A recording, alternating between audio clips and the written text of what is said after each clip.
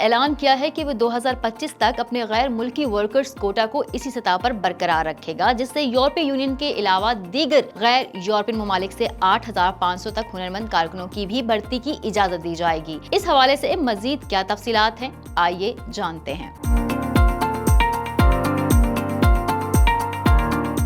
Schengen news کی report کے مطابق سوئٹزرلینڈ کی فیڈرل کونسل کے مطابق اس فیصلے کا مقصد اس بات کو یقینی بنانا ہے کہ ملک کی معیشت کو افرادی قوت کی کمی کا سامنا کیے بغیر ضروری ہنرمندوں تک رسائی حاصل ہو۔ 2025 کے لیے ورک پرمٹ کے کوٹا میں شامل بی کیٹیگری میں طویل المدتی قیام کے لیے 4,500 رہائشی اجازت نامے، جبکہ ایل کیٹیگری کے لیے عارضی کارکنوں کے لیے 4,000 قلیل المدتی رہائشی اجازت نامے دیے جائیں گے۔ سوئٹزرلینڈ برطانیہ کارکنوں کے لیے خصوصی کوٹے کا اطلاق بھی جاری رکھے گا، جسے اب بریگزٹ کے بعد غیر یورپی یونین کے ملک کے طور پر سمجھا جاتا ہے۔ برطانیہ سے آئندہ برس کے دوران 3,500 ہنرمند کارکن بھرتی کیے جا سکتے ہیں۔ برطانیہ کے ہنرمند بی کیٹیگری میں 2,100 رہائشی ورک پرمٹ، جبکہ 1,400 افراد کو مختصر قیام کی اجازت نامے دیے جائیں گے۔ سوئس فیڈرل کونسل بالآخر درمیانی مدت میں برطانیہ کے مخصوص کوٹے کو عام غیر ملکی ورکرز کوٹا میں ضم کرنے کا ارادہ رکھتی ہے۔ مزید اپڈیٹس کے لیے دیکھتے رہیے VNews.pk۔